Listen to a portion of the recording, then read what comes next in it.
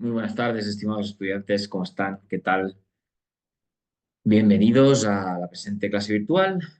Estamos iniciando la semana quinta del ciclo académico. Estamos todavía en el primer bimestre, pero bueno, avanzando ya rápidamente, avanzan las semanas, avanza el contenido y bueno, algo que es importante que siempre le reitero a todos mis estudiantes, la importancia, ¿no? de que vayan fortaleciendo y recopilando la información que vamos estudiando cada semana.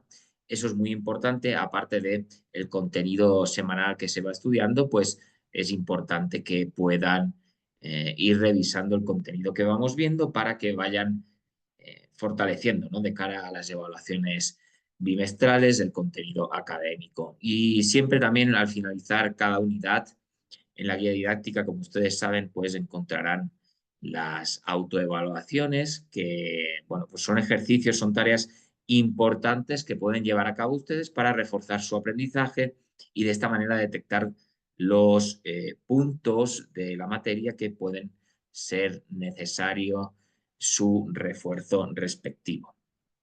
¿De acuerdo? Vamos a iniciar con el contenido académico de la presente semana, de la semana número 5. Y bueno, en esta semana iniciamos una nueva unidad didáctica, la unidad número 3, en la cual vamos a profundizar de manera detallada en distintas garantías que el ordenamiento jurídico nos brinda para intentar asegurar en cierta manera pues obligaciones entre las partes contractuales, lo más habitual, ¿no? Esta unidad vamos a empezar revisando ciertos aspectos generales de las garantías, definiendo en primer lugar el motivo o el origen del hecho de que existan garantías, que son las obligaciones, es la obligación definida como el vínculo jurídico que establece la ley o la voluntad de las partes en virtud del cual una persona determinada como deudora debe dar, hacer o no hacer una cosa respecto de otra también determinada, que es el acreedor. Por lo tanto, de esta definición se determinan tres elementos constitutivos de la obligación, revisados o que encontramos en esta infografía. Estos son los elementos que deben estar presentes para que exista una garantía. En primer lugar, por un lado encontramos el acreedor, que es el sujeto activo del vínculo, de la obligación, titular del derecho personal, tiene la facultad de exigir la prestación, el objeto de la obligación. En contraposición, encontramos la figura del deudor, que es el sujeto, en cambio pasivo del vínculo, es quien debe dar, hacer o no hacer una cosa. Y el objeto es la prestación en sí mismo, que puede consistir en dar, hacer o no hacer una cosa. Estos son los tres elementos que constituyen o generan una obligación. Acreedor, deudor y el objeto de la obligación conocida como prestación.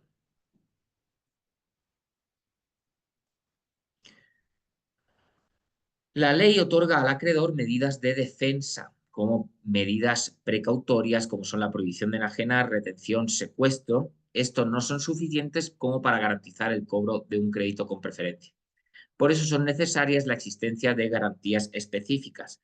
Garantía es un término genérico que significa medio o medida que permite al acreedor asegurar en cierta medida el cobro del crédito. Por lo tanto, las garantías son aquellas instituciones, aquellas herramientas jurídicas que el propio ordenamiento nos otorga para blindar o intentar asegurar el cumplimiento de obligaciones entre las partes.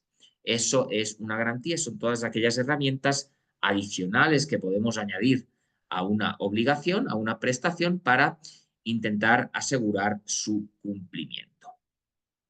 En cuanto a las clases de garantías que vamos a revisar y estudiar en estas próximas semanas, pues básicamente se dividen en dos categorías. Las garantías personales son aquellas que aseguran una obligación ajena sin afectar o gravar bienes determinados, pero que establece en favor del acreedor un derecho de prenda general sobre bienes de otras personas, a más de las del deudor principal. Son, por ejemplo, la fianza, solidaridad pasiva y la cláusula penal. Mientras que las garantías reales son aquellas que afectan un bien determinado, mueble o inmueble, al cumplimiento de una obligación. Y son la prenda, básicamente, y la hipoteca. Estas son las dos categorías macro de garantías que podemos encontrar en un ordenamiento jurídico. Las garantías personales van a recaer, como su nombre indica, sobre la condición personal del sujeto que se constituye como garantía personal, mientras que la garantía real se va a basar o va a recaer sobre un bien mueble o inmueble. Pero todas ellas tienen el mismo objeto, intentar asegurar o potenciar el aseguramiento del cumplimiento de una obligación. Esto en cuanto a los aspectos generales, preliminares y básicos del concepto de garantía, que engloba muchos otros elementos, ¿no? Pero entrando ya en materia y empezando a revisar garantía por garantía de manera específica, la garantía por la cual vamos a iniciar y es objeto de estudio dentro de la presente semana 5 es la fianza. Esta es la garantía que corresponde revisar esta semana, la cual se encuentra regulada en el Código Civil. Importante que tengan en cuenta esto. Esta garantía está regulada en el Código Civil. En el artículo 2238, este artículo la define como una obligación accesoria en virtud de la cual una o más personas responden de una obligación ajena, comprometiéndose para con el acreedor a cumplirla en todo o parte, si el deudor principal no la cumple. La fianza puede constituirse no solo a favor del deudor principal, sino de otro fiador. Por lo tanto, aquí tenemos la definición, el concepto jurídico de fianza. Es cuando un tercero ajeno a la obligación, un tercero ajeno al acreedor y al deudor principal, pues interviene en esa obligación comprometiéndose al pago de la misma o al cumplimiento de la misma en caso de que no sea una obligación de pagar, se compromete a cumplir con la obligación respectiva en caso de que el deudor incumpla la misma. Recordemos que la fianza no afecta o grava un bien determinado al cumplimiento de la obligación. ¿Por qué? Porque es una garantía personal, no es una garantía real, sino que otorga un derecho de prenda general sobre los bienes del fiador, que se convierte en una garantía personal. Estos son los elementos principales, los elementos subjetivos principales en una fianza: el acreedor, el deudor y el fiador. En la fianza intervienen estos elementos personales, estos tres elementos. El acreedor como la parte activa de la obligación, quien tiene derecho a exigir el cumplimiento de la prestación.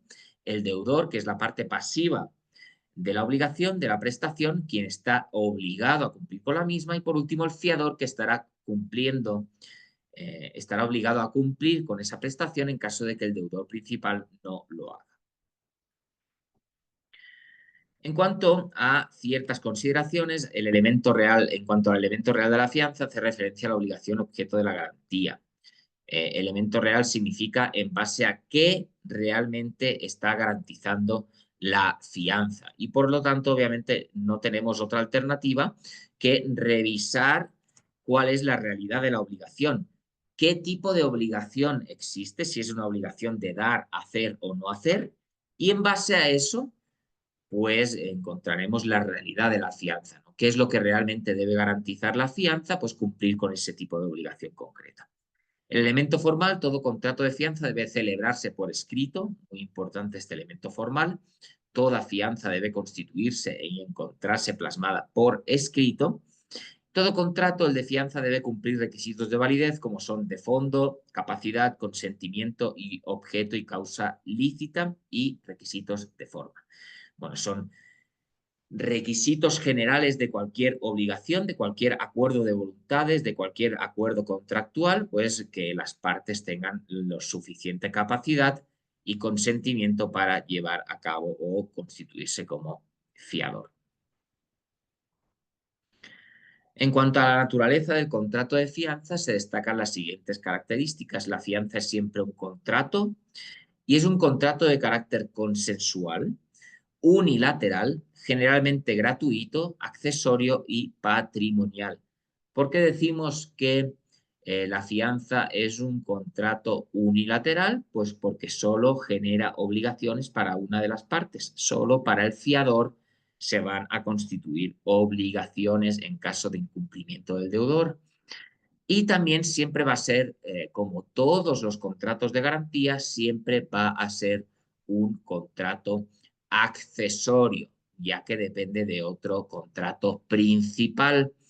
Las garantías siempre dependen de la vida jurídica, del recorrido jurídico de una obligación principal. Por eso son contratos accesorios.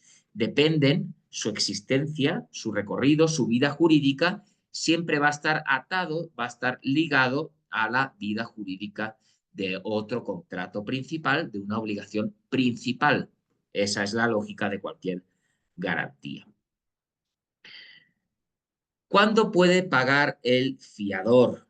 El fiador podrá hacer el pago de la deuda aún antes de ser reconvenido, exigido por el acreedor, en todos los casos en que pudiera hacerlo el deudor principal, según el artículo 2255 del Código Civil, lo cual significa que el fiador, para cumplir con la obligación, no está sujeto a un momento temporal, sino que puede pagar en cualquier momento. ¿Qué excepciones puede oponer el fiador? El fiador puede oponer al acreedor cualesquiera de las excepciones reales como dolo, violencia o cosa juzgada, pero no puede oponer al acreedor las excepciones personales que ostente el deudor principal, ya que no olvidemos que la garantía de la fianza es una garantía de naturaleza personal. Por lo tanto, no va a poder acoger excepciones del deudor principal porque al ser personal, pues la calidad personal de cada uno de los que intervienen en esta obligación es distinta. No puede acoger excepciones que sí pueda presentar el deudor principal para oponerlas al acreedor, ¿sí? Como su incapacidad de obligarse, cesión de bienes o el derecho que tenga de no ser privado de lo necesario para subsistir. Las excepciones que puede poner el fiador demandado en el plano civil son los beneficios de excusión y el de división, por cuanto la fianza civil no es solidaria, salvo que expresamente se haya estipulado que el fiador se obliga solidariamente. Por lo tanto, la fianza no es una obligación solidaria, salvo que se exprese de tal manera en el contrato respectivo. En cuanto al beneficio de exclusión, ¿qué significa esto? El fiador reconvenido podrá exigir que antes de procederse contra él, se persiga la deuda en los bienes del deudor principal y en las hipotecas o prendas constituidas por este para la seguridad de la misma deuda. Mientras que el beneficio de división, si hubiera dos o más fiadores de una misma deuda, que no se hayan obligado solidariamente al pago, esto es importante, se entenderá dividida la deuda entre ellos por partes iguales y no podrá el acreedor exigir a ninguno sino la cuota que le quepa. Por lo tanto, importante que tengan en cuenta que la fianza de por sí no es una garantía solidaria, salvo que las partes lo estipulen expresamente. Por lo tanto, existe el beneficio de división. Si hay varios fiadores, la deuda se dividirá en partes iguales entre ellos. ¿Qué pasa después de que el fiador haya hecho el pago? Tiene el fiador los siguientes derechos. Tiene derecho al pago anticipado el fiador que pagó antes de expirar el plazo de la obligación principal. En este caso no puede convenir al deudor principal, sino después de expirado el plazo, según el artículo 2275 del Código Civil. Por lo tanto, deberá esperar a que expire el plazo originario de cumplimiento de la obligación para solicitar el pago al deudor principal. Condonación de la deuda. El fiador a quien el acreedor ha condonado la deuda en todo o parte no podrá repetir contra el deudor por la cantidad condonada a menos que el acreedor le haya cedido su acción. Esto está previsto en el artículo 2276 del Código Civil. Pago del deudor sin aviso. El deudor que pagó sin avisar al fiador de este hecho será responsable con este de lo que, ignorando la extinción de la deuda, pagará de nuevo, en este caso el fiador, pero tendrá acción contra el acreedor por el pago indebido. Artículo 2278 del Código Civil. Pago por el fiador sin aviso. Si el fiador pagó sin haberlo avisado al deudor, podrá éste oponerle todas las excepciones de que el mismo deudor hubiera podido servirse contra el acreedor al tiempo del pago. Artículo 2279. Estas son previsiones que hace el propio Código Civil para regular o anticipar jurídicamente este tipo de situaciones que pueden darse en la práctica, ¿no? ¿Cómo pueden resolverse estas situaciones entre las partes? ¿Cómo es la relación entre cofiadores? Esto en el supuesto de que existan varios fiadores que garantizan una obligación. Son efectos de la fianza entre los cofiadores, la subrogación, el fiador que paga más de lo que proporcionalmente le corresponde es subrogado por el exceso en los derechos del acreedor contra los cofiadores, artículo 2280, es decir, puede exigir a los otros cofiadores ese exceso de su parte que ha pagado de más. Excepciones personales, los cofiadores no podrán oponer al que ha pagado las excepciones puramente personales del deudor principal. ¿Por qué? Porque la fianza es una garantía personal. Subfiador. El subfiador, en caso de insolvencia del fiador por quien se obligó, es responsable de las obligaciones de éste para con los otros fiadores. Artículo 2282 del Código Civil. ¿Cuál es el alcance real de una fianza? Cuando se constituye un contrato de fianza, ¿cuál es su alcance? Pues en cuanto a obligación a más, cuando el fiador no puede obligarse a más de lo que debe el deudor principal, pero puede obligarse a menos. Esto es importante, esto es una regla principal de la fianza. ¿Por qué? Porque la garantía, recordemos que es siempre accesoria a una obligación principal. ¿Qué significa esto? Que nunca como fiadores nos vamos a poder obligar en mayor cuantía o en mayor cantidad de lo que se está obligando el deudor principal. Por tanto, nos podremos obligar a menos, pero no a más. Pago de dinero, el fiador puede obligarse a pagar una suma de dinero en lugar de otra cosa de valor igual o mayor. Pago de una cosa en lugar de otra o de dinero. Conforme lo establece el artículo 2245 del Código Civil, la obligación de pagar una cosa que no sea dinero en lugar de otra cosa o de una cantidad de dinero no constituye fianza. Eso no es fianza, sino que puede ser otro elemento como subrogación. Pero la fianza es obligarse a cumplir una determinada prestación, una determinada obligación en caso de que el deudor principal no la cumpla. Eso es fianza. Obligación más o menos gravosa que la del deudor principal. En efecto, el fiador no puede obligarse en términos más gravosos que el principal deudor, no solo con respecto a la cuantía, sino también al tiempo, al lugar, a la condición, al modo de pago o a la pena impuesta por la inejecución del contrato a que acceda la fianza, pero puede obligarse en términos menos gravosos. Igual que no se puede obligar a más que la obligación, a pagar más cantidad de lo obligado, pues en los términos accesorios del tipo de cumplimiento de la obligación, no podrá obligarse en términos más gravosos. Y obligación eficaz significa que el fiador podrá obligarse de un modo eficaz, por ejemplo, con una hipoteca, fianza hipotecaria, aunque la obligación principal no la tenga. Significa que, bueno, pues además de la fianza personal, podrá añadir el fiador garantías adicionales que hagan una fianza más eficaz. Pero importante, ¿qué nos dice el artículo 2245 del Código Civil?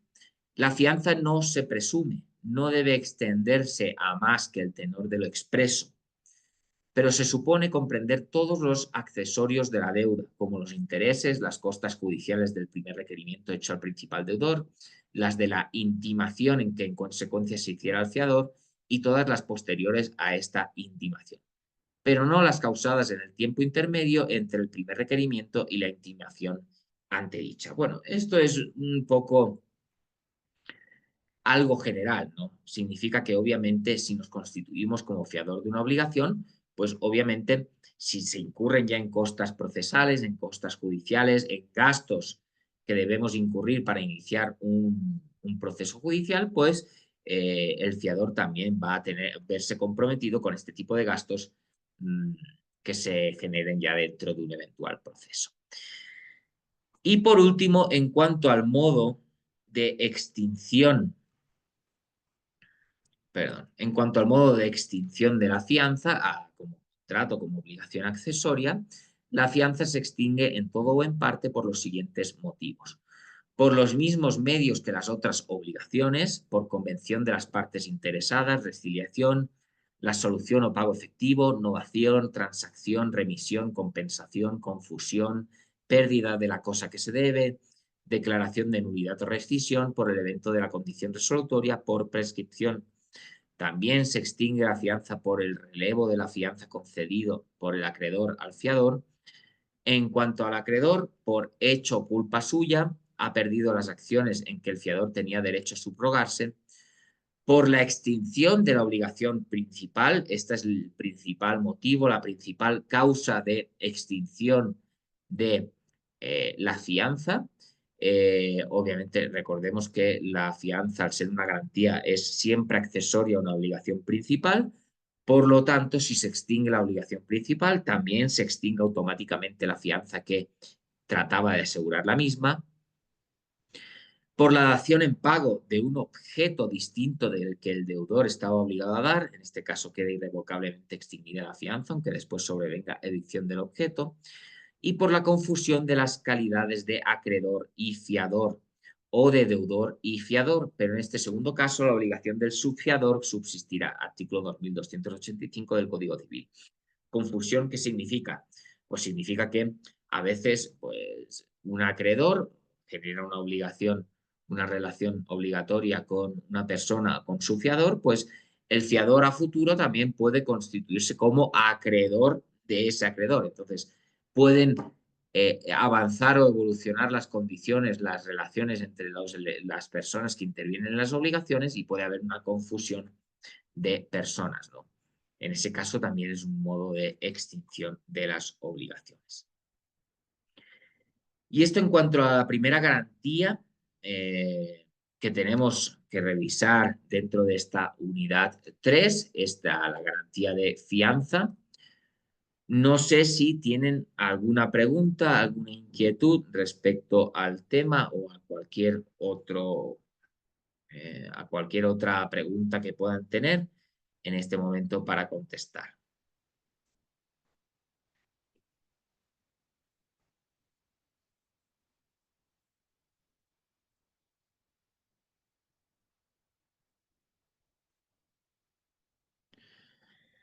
Marta, no sé si tiene alguna duda.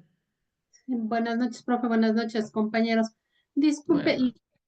¿la fianza prescribe? ¿Y cuánto tiempo prescribe en ser el caso? No, la fianza no prescribe como tal, porque es una garantía. Entonces siempre va a estar atada a la obligación principal. Mientras se mantenga la obligación principal, no va a haber prescripción de la fianza. Esa es la Ya. accesoriedad de la garantía. Entonces, en el momento de prescripción de la garantía principal, ahí sí, por ende, también si prescribe, prescribiría la fianza. Exactamente. Esto es importante que lo tengan en cuenta y es muy interesante la pregunta que acaba de hacer porque en todo este tema que vamos a ver, en el estudio de las diferentes garantías, todas ellas siempre van a estar ligadas a la existencia o la vida jurídica de la obligación principal. Entonces, todo lo que suceda con la obligación principal, si prescribe, por ejemplo, nuestra acción por la obligación principal o por el contrato principal, también prescribirá la fianza o el resto de garantías. Pero la garantía en sí, como es que no se puede separar, jamás se va a poder separar o deslindar la garantía de la obligación principal. Entonces, es esa relación tan estrecha entre ambos elementos. En el momento en que se extinga la obligación principal, también se extinguirá la garantía respectiva, porque es la razón de ser, de existir de la garantía. Gracias, profe. De Otra nada. cosa, a lo que usted Sí, se refiere, por ejemplo, la garantía de la fianza es una garantía personal. Un ejemplo de eso, ¿cuál es? Porque ahí como que me confundo y no entre la garantía real y la personal. claro. Déjenme. ¿Sí están viendo la pantalla compartida todavía? Sí. Sí. Ya. Verá, la garantía son las principales categorías de garantías. La garantía personal significa que recae sobre la calidad personal de quien se está constituyendo en esa garantía. Fianza, solidaridad pasiva y cláusula penal son ejemplos de garantías personales. Por lo tanto, no está relacionada esa garantía con un bien mueble o inmueble, a diferencia de las garantías reales que sí lo están. En la garantía, por ejemplo, de la hipoteca, ¿qué nos garantiza la obligación? Pues que existe un bien sujeto a esa hipoteca, un bien inmueble sujeto a esa hipoteca. Por lo tanto, en el caso de incumplimiento de la obligación, se ejecutará o se atacará ese bien inmueble. Pero en el caso de las garantías personales, en el caso de la garantía de fianza, si el deudor principal incumple, pues podremos acudir contra el fiador y contra todo el patrimonio del fiador, independientemente de si tiene muchos bienes, pocos bienes, pero podremos atacar a toda la universalidad de bienes que son propiedad del fiador. Eso significa una garantía personal, que podemos acudir contra lo que tenga el sujeto que se constituye como fiador, sin que esté atado a un bien concreto. Ahora sí le entendí, que quede clarísimo. Porque en lo hipotecado, por ejemplo, yo hipoteco una vivienda, solo la vivienda. En cambio, en lo personal, si tengo dos viviendas, un carro, lo que sea, me van a lo que yo tengo. Ah, Exacto. ahí sí me quedó claro, me quedó Exacto. clarísimo. Y va a depender también de la cantidad de la obligación, ¿no? Que sea, porque obviamente si tenemos una obligación pendiente de unos 5.000 dólares y hay diferentes inmuebles o hay diferentes bienes a los cuales se puede atacar jurídicamente hablando, pues a lo mejor un solo vehículo es suficiente para poder cubrir con la obligación. Pero claro, si son deudas más grandes, pues ya tendremos que atacar a lo mejor a más bienes o a un bien que tenga una cuantía más elevada. En cambio, en el caso de la hipoteca, lo único que garantiza y respalda el cumplimiento de la obligación va a ser ese bien inmueble concreto que está hipotecado. ¿Sí? El acreedor hipotecario solo va a poder atacar a ese inmueble. Me quedó claro. Gracias, profe. Y otra cosita de una vez, la Ujú. solidaridad pasiva, que eso también me quedó en el aire. Ya, eso está previsto, eso es una garantía que vamos a ver en las próximas semanas, sí está prevista dentro del contenido de estudio. Entonces, no se preocupe porque la solidaridad pasiva la veremos en profundidad en las próximas semanas. Eso está previsto. Gracias, profe, muy gentil. De nada, Marta, con gusto.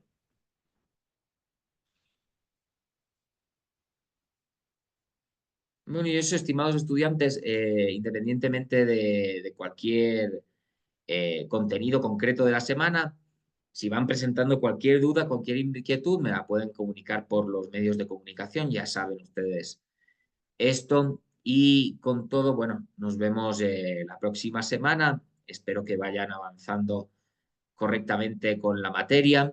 Siempre es bueno, como les indiqué al inicio de la clase, consolidar el aprendizaje, lo que ya han ido revisando, que lo vayan estudiando nuevamente, porque así será mucho más sencillo para ustedes preparar las evaluaciones respectivas a finales del bimestre, ¿de acuerdo? Con todo, un gusto saludarles nuevamente y nos vemos la próxima ocasión. Hasta luego. Buena noche. Gracias, profe, gracias, compañeros, que les vaya bien. Hasta luego.